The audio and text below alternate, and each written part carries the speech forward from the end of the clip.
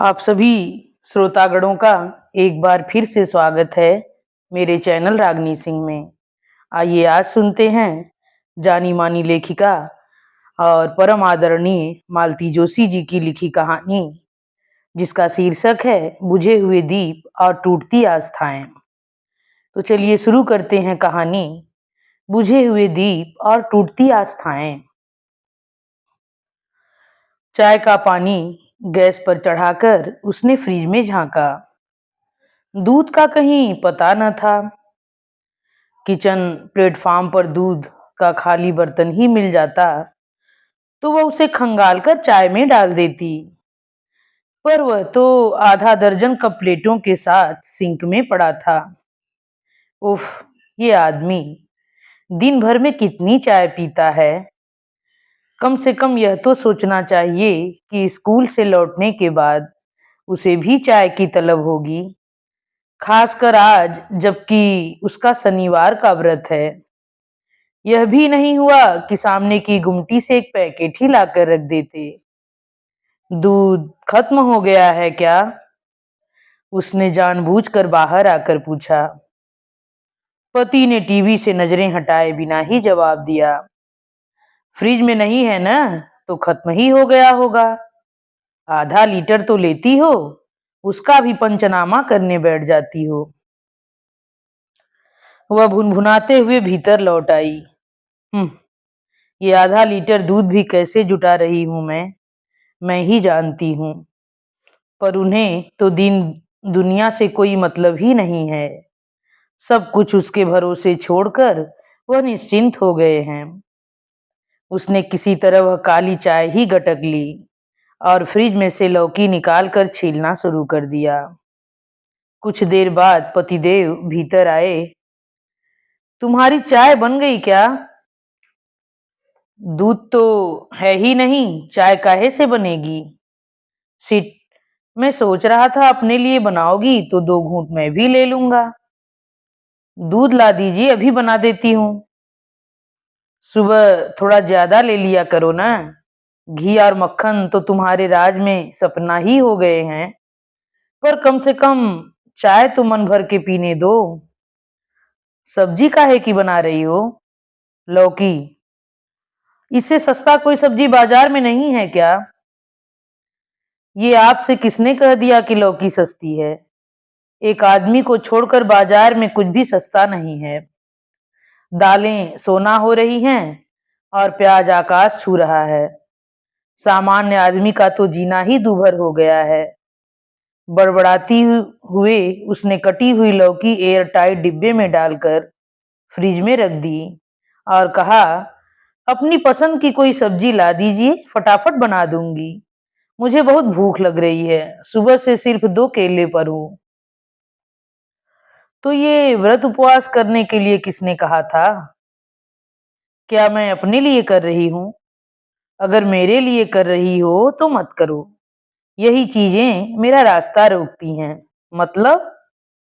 मतलब तुम्हारे पुण्य आड़े नहीं आते तो कब का छूमंतर हो गया होता मैं भी छूट जाता, तुम भी आजाद हो जाती। बस जब भी देखा कि विवाद जरा ज्यादा गहरा हो गया है या कि अपना पक्ष कमजोर पड़ रहा है, तो झट से मर्द द्वार पर जाकर खड़े हो जाते हैं। शुरू शुरू में तो वह डर जाती थी, पर अब इस इमोशनल ब्लैकमेल का उस पर कोई असर नहीं होता, बल्कि गुस्सा ही आता है। इच्छा होती है कि कह दे मरना है तो जाकर मरो ना, बार बार धमकी क्यों देते हो? ऐसे जीते जी भी तुम मुझे कौन सा सुख दे रहे हो? पर कह नहीं पाती, संस्कार आड़े आ जाते हैं। फिर डर भी लगता है, वैसे ही दिमाग खराब चल रहा है। अगर बात लग गई और सचमुच कुछ कर बैठे तो वह जिंदगी भर अपने को माफ नहीं कर पाएगी। घर वाले खा जाएंगे सो अलग। बाहर टीवी की आवाज फिर से आने लगी थी। वह समझ गई कि वे बाजार नहीं जाएंगे, अपनी सिगरेट लेने चले जाते हैं। यही गनीमत है, नहीं तो उसे ही पान के ठेले पर भेज देते। उसने लौकी बाहर निकाल कर छौंक दी दाल-चावल का कुकर लगाया, आटा गूँथ कर रख दिया और बर्तन साफ करने में जुट गई। जितनी तेजी से उसके हाथ चल रहे थे, उतने ही रोष से वह भुनभुना रही थी। जानते हैं आजकल महरी नहीं है, फिर भी बर्तनों का ढेर लगा देते हैं। हर बार नई पतीली निकालेंगे। महरी होती तो बिदक कर भाग जाती, पर ये जो बिना पैसे वाली नौकरानी है ना, ये भाग कर कहाँ जाएगी? उसे तो यहीं खटना है। तवा गैस पर रखकर उसने प्लेट लगा दी और खाने के लिए आवाज दी। उसकी पूरी रोटियां बन गईं, पर वे नहीं आए। फिर उसने अपनी प्लेट लगा ली और आवाज दी। वे भीतर आए, तब तक वह एक रोटी खा चुकी थी। उसे सचमुच जमकर भूख लगी थी। वे बेमन से थाली पर बैठे और कौर चुभलाते रहे। अपनी नाराजगी को, नापसंदगी को जाहिर करने का उनका यह तरीका था, पर उसने ध्यान नहीं दिया। वह अपना पूरा खाना खाकर ही उठी। खाना खाते हुए उसे याद आया कि 2 दिन से बड़े भैया का पत्र आया पड़ा है। उन्होंने 1-2 पते दिए थे। पूछना चाहती थी कि वहां संपर्क किया या नहीं, पर उनका मूड देखकर चुप रह गई। इस समय पूछना बर के छत्ते में हाथ देने जैसा ही था। वैसे भी आजकल बड़े भैया का नाम लेते ही उन्हें आग लग जाती है। कहते हैं, तुम्हारे भैया तो चाहते हैं कि मैं उनके दोस्तों के दफ्तर में चपरासी बन जाऊं। यह सच है कि भैया बहुत अच्छी नौकरियों के प्रस्ताव नहीं दे पा रहे थे, पर यह स्वाभाविक ही था न। इतनी अच्छी नौकरी थी, वह नहीं रह पाई। अब जो भी मिलेगी वह दोयम दर्जे की होगी न। कम से कम उसे काम चलाऊ रूप में तो स्वीकार किया जा सकता है। खाने के बाद उसने बर्तन साफ किए, रसोई समेटी। रोज तो सुबह के लिए सब्जी भी काट कर रख लेती थी, पर आज घर में कोई सब्जी नहीं थी। वैसे भी कल इतवार था, उसे स्कूल जाना तो था, पर देर से। कमरे में आकर उसने बिस्तर ठीक किया और कल के लिए बैग भरकर रख लिया। कार्यक्रम तो 6 बजे से है, पर स्टाफ को 2 बजे बुलाया है। उसके जिम्मे रंगोली है, स्टेज की सजावट है, गमलों का कलात्मक संयोजन है। यह सब करते कराते उसका हुलिया ही बिगड़ जाएगा। 5-10 मिनट जो भी मिलेंगे, उसमें उसे तैयार होना है। इसलिए एक अच्छी सी साड़ी, कंघी, कील कांटे, थोड़ा सा मेकअप का सामान, फेस वॉश, नैपकिन सब रख लिया और बैग अलमारी में छुपा कर रख दिया। अभी देख लेंगे तो शुरू हो जाएंगे। किसे रिझाने जा रही हो? अब 4 लोग आएंगे तो उनके सामने खिलखिलाती तो नहीं जा सकती न मैं। पर आजकल उसका सजना संवरना एकदम संदेह के घेरे में आने लगा है। सोने से पहले एक आध सीरियल देखने की उसकी आदत हुआ करती थी, पर अब तो टीवी उसके हिस्से में ही नहीं आता। कोई न कोई मैच हमेशा चलता ही रहता है। मैच न हो तो फार्मूला 1 रेस, वह भी न हो तो WWF तो है ही। पहले वाला समय होता तो अपने लिए अलग से एक टीवी ले लेती, पर पहले वाला समय होता तो पति दिन भर घर में क्यों दुबका रहता। आजकल वैसे तो उसे टीवी से चिढ़ सी होने लगी है, पर रात में उससे बड़ा सहारा रहता है। वह तो मानती है कि ये बुद्ध बक्सा कभी बंद ही न हो, रात भर चलता रहे। वह चलता भी है शायद, पर दिखने वाले का धैर्य चुक जाता है। इधर टीवी बंद होता है, उसकी छाती में डर के बगुले से उठने लगते हैं। दहशत से उसका खून जमसा जाता है। दिन भर बेचारा सा दिखने वाला यह आदमी रात में एकदम दरिंदा बन जाता है। उस देह व्यापार में प्रेम तो खैर होता ही नहीं है, वासना का पुट भी नहीं होता। होती है केवल नफरत, तिरस्कार। लगता है जैसे जमाने भर का प्रतिशोध वह उससे लेना चाहता है। पति के इस आक्रामक रवैये से उसकी सारी संवेदनाएं शिथिल हो जाती हैं। तब उसे और गुस्सा आता है। कहता है, अब मैं कमाता नहीं हूं न, इसलिए तुम्हें मुझ में रस नहीं रहा। लड़ झगड़ कर पति तो मजे में सो जाते हैं और तृप्ति के खर्राटे भरने लगते हैं, पर उसे सारी रात नींद नहीं आती। सोचती है इस तरह रोज रोज मरने से अच्छा है एक बारगी सब कुछ खत्म कर दे। पर फिर मासूम सुयश का चेहरा आंखों के सामने आ जाता है। उसे किसके भरोसे छोड़ जाएगी वह, इस अकर्मण्य आदमी के? माना कि इस समय मामा के यहाँ अच्छे से पल रहा है, पर उसे सारी जिंदगी तो वही नहीं रखा जा सकता ना। उसे कभी तो अपने घर अपने लोगों के बीच लाना होगा। उन दिनों पति एकाएक घर बैठ गए थे।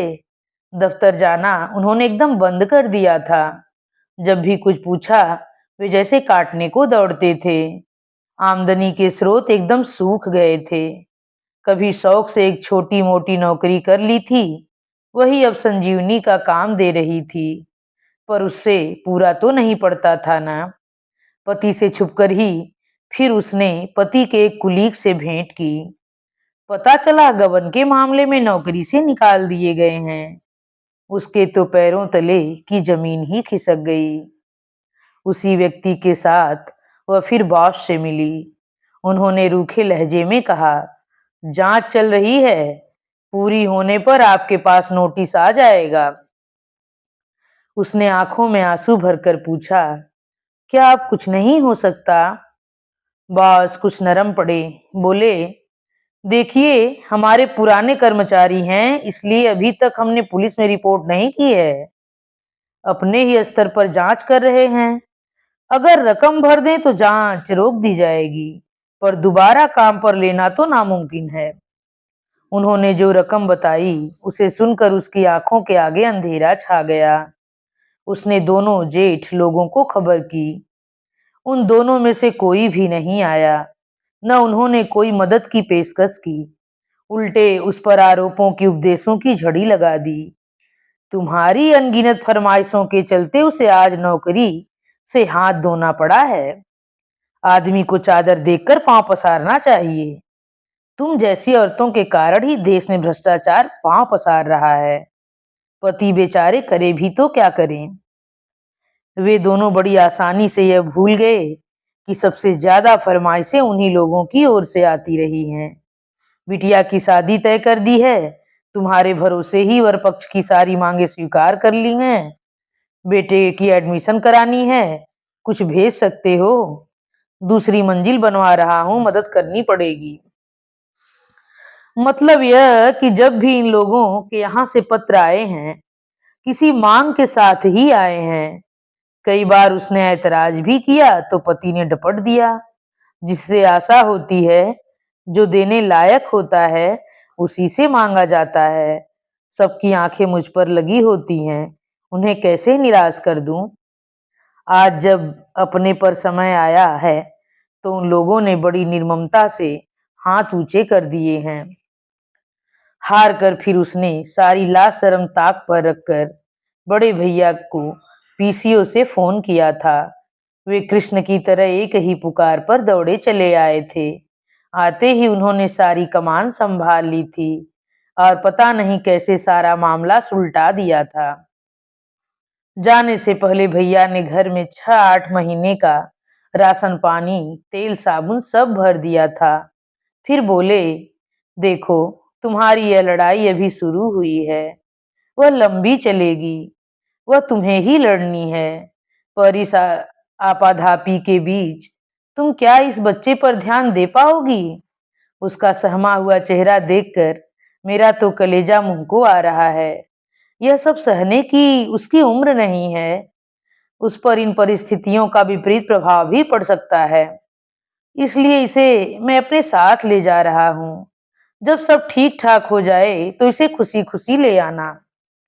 भैया के इतने अनंत उपकार थे उस पर कि वह मना नहीं कर सकी, और यह भी तो एक उपकार ही था। अब कई बार मन होता है कि उसे फोन करके पूछे, बेटा तू मजे में है तो ना?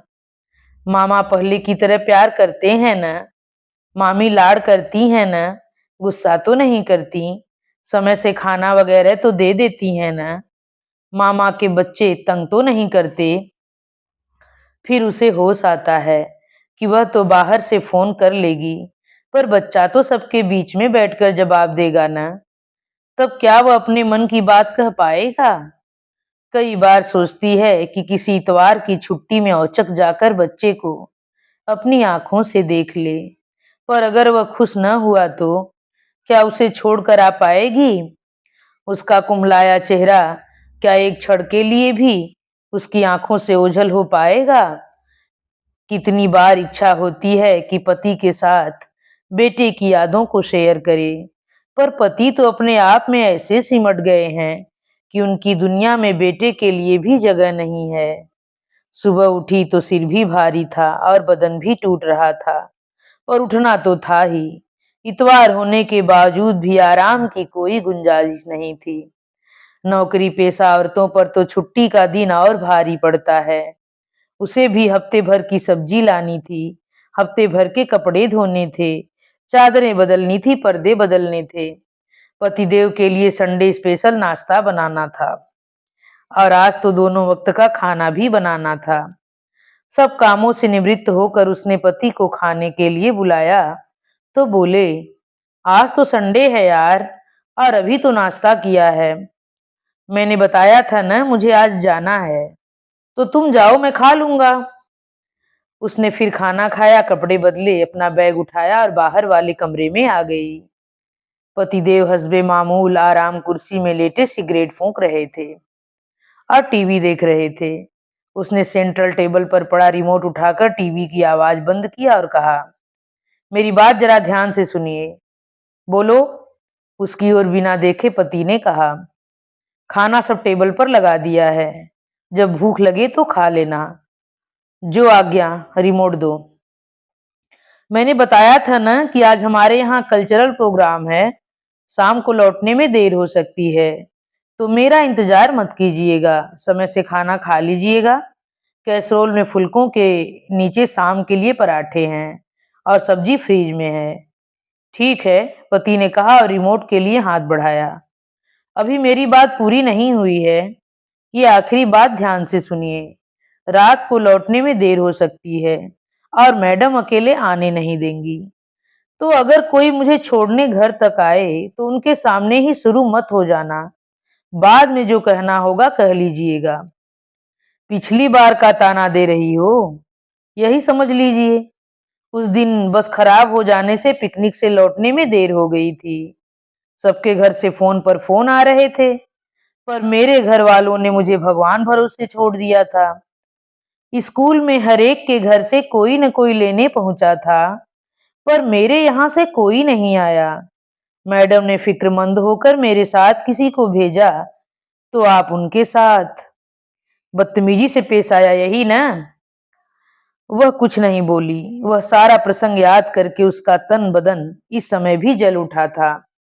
इस वजह से बहुत परेशान हो न तुम, बहुत तंग करता हूं न मैं तुम्हें, इसीलिए सोचता हूँ कि ये खेल खत्म ही कर डालूं तो अच्छा। मैं भी यही सोचती हूँ। वे चौंके। इतनी ऊब गई हो मुझसे? हाँ, बहुत ऊब गई हूँ, आपसे भी और अपने आप से भी। आपसे ही नहीं, इस जिंदगी से मैं तंग आ गई हूँ। सुबह से शाम तक खटती रहती हूँ, पर चैन का एक पल, प्यार का एक बोल नसीब नहीं होता। बस वही ताने उलाहने। आप तो सिर्फ मरने की कोरी धमकियां देते हैं, पर मैं इस मरणांतक पीड़ा से रोज गुजर रही हूँ, पर मर नहीं पाती, क्योंकि मरने के लिए भी हिम्मत चाहिए। यह ऐरे गैरों के बस की बात नहीं है।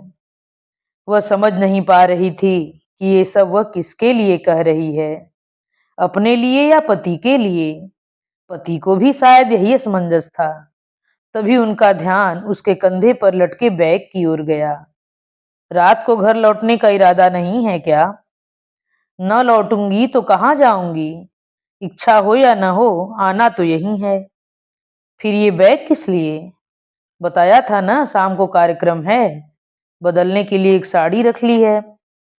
तुम्हें स्टेज पर तो नहीं जाना है ना? तो क्या मेहमानों के सामने भूतनी सी घूमती रहूं? अभी जाते ही मुझे काम में जुट जाना होगा। शाम तक तो मेरा हुलिया देखने लायक हो जाएगा। साड़ी ले तो जा रही हूँ, बदलने के लिए समय मिले तब ना। मिलेगा जी, खूब समय मिलेगा। कपड़े बदलने का भी और मुरीदों को रिझाने का भी। पति ने कुत्सित कटाक्ष किया। अब कौन रीझेगा मुझ पर? उसने चप्पल पहनते हुए कहा। मेरी सारी रौनक तो इस घर ने सोख ली है। कहते हुए वह बाहर निकल आई और उसने अपने पीछे दरवाजा जोर से बंद कर लिया। उसे लग रहा था कि अब अगर एक भी शब्द उसने सुना तो वह पागल हो जाएगी। सड़क पर आकर उसने एक बार खुलकर सांस ली और सारे अप्रिय प्रसंग को दिल से झटक दिया। एक बार स्कूल पहुंचने के बाद तो कुछ सोचने विचारने का समय ही नहीं मिला। सारे काम मुहबाए उसकी प्रतीक्षा कर रहे थे। उसने अपनी 4-5 प्रिय छात्राओं को साथ में लिया और रंगोली में जुट गई। इन छात्राओं को भी उसने इस कला में पारंगत कर दिया था। पूरा 1 घंटा लगा था स्टेज के सामने उस सुंदर कलाकृति को उकेरने में। उसके बीचों बीच दक्षिण भारतीय ढंग का पीतल का बड़ा सा दीपक रख दिया गया।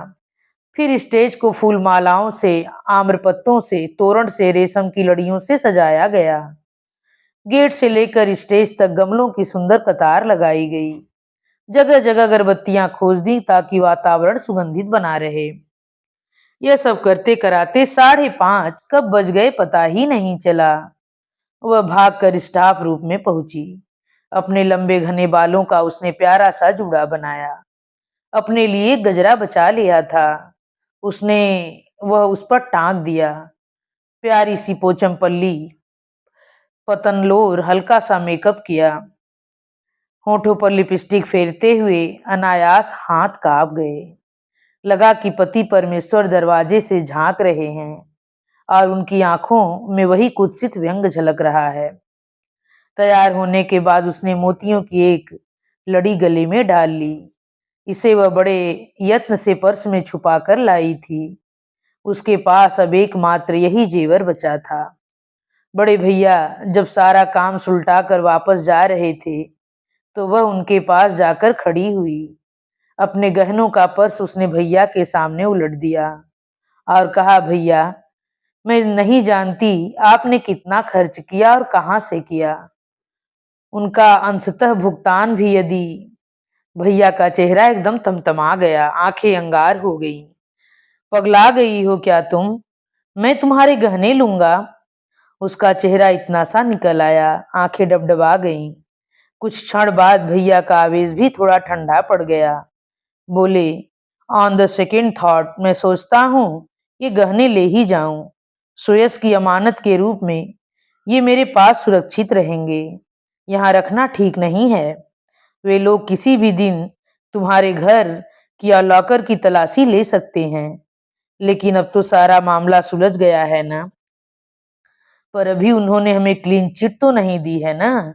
बस यही कह सकते हैं कि फिलहाल खतरा टल गया है।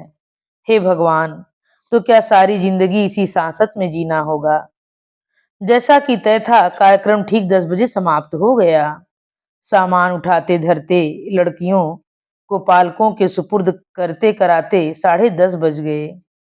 जैसा कि अंदेशा था, चलते समय मैडम ने तिवारी को उसके साथ कर दिया। उसने भी बहसबाजी नहीं की और चुपचाप स्कूटर पर बैठ गई। चौराहे पर आते ही उसने कहा, तिवारी जी, मुझे यहाँ उतार दीजिए प्लीज। मैं रिक्शे से घर चली जाऊंगी। आप भी अब घर जाइए, बहुत देर हो गई है। इत्मीनान रखिए, मैडम को कुछ पता नहीं चलेगा। तिवारी जी ने जरा भी हीलो हुज्जत नहीं की। लगा कि वे बेमन से ही इस काम के लिए तैयार हुए थे। उतनी रात में रिक्शा मिलना जरा मुश्किल था, पर वे सौजन्यवश उतनी देर उसके साथ खड़े रहे। उसके रिक्शा में बैठते ही सा हाथ हिलाकर विदा हो गए। रिक्शे में बैठने के बाद उसे घर की सुध आई। वह सब याद आने लगा जो चलते समय हुआ। वे सारे संवाद जो दोनों के बीच हुए थे। आज कुछ ज्यादा ही तीखा, ज्यादा ही कड़वा बोल गई थी वह। ये तक कह दिया था कि आप तो मरने की कोरी धमकियां देते रहते हो। कहीं इस बात को सचमुच दिल से लगा लिया हो तो। सचमुच ही कुछ कर लिया हो तो, और कुछ नहीं तो घर ही छोड़कर निकल गए हों तो, आधी रात को वह कहाँ ढूँढने जाएगी, और मिलेंगे भी तो पता नहीं कहाँ किस अवस्था में। नाना तरह की आशंकाओं से उसका दिल धड़कने लगा, कलेजा मुंह को आने लगा। घर पहुंचते ही उसने रिक्शे से बाहर झांका। खिड़कियों के पर्दों से भीतर का प्रकाश छनकर बाहर आ रहा था। मतलब घर पर तो हैं, पर कैसे हैं, किस अवस्था में हैं। पैसे देकर जब रिक्शे को विदा कर दिया, तब उसे टीवी की आवाज सुनाई दी। शायद मैच के आखिरी ओवर्स चल रहे थे। प्रेक्षकों की उत्सुकता चरम पर थी। यह शोर से जाहिर हो रहा था। उसने खिड़की से झांक कर देखा, श्रीमान जी बदस्तूर आराम कुर्सी में लेटे सिगरेट फूंक रहे थे और मैच देख रहे थे।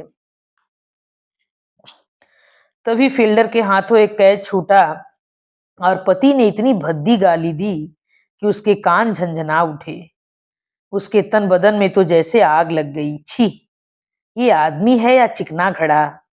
क्या इसकी रीढ़ में हड्डी ही नहीं है? क्या मान अपमान सब उठाकर इसने खूंटी पर टांग दिए हैं? और इस अकर्मण्य बेशरम आदमी के लिए मैं पूरे रास्ते चिंता करती आई हूँ, देवी देवता मनाती चली हूँ। क्या इसमें अब जरा भी स्पार्क नहीं रहा? ऐसे बेगैरत आदमी के साथ कोई एक छत के नीचे कैसे रह सकता है? घंटी बजाने के लिए उठा हुआ उसका हाथ अपने आप नीचे आ गया और वह वहीं सीढ़ियों पर धम्म से बैठ गई। मालती जोशी जी द्वारा लिखित इस कहानी का यहीं पर अंत होता है। आप सभी श्रोतागणों से मेरा नम्र अनुरोध है कि अगर आप मेरे द्वारा सुनाई जाने वाली यह कहानी आप लोगों को पसंद आए तो कृपया मेरे चैनल को सब्सक्राइब, वीडियो को लाइक और कमेंट करके अपने सुझाव जरूर दीजिएगा। धन्यवाद।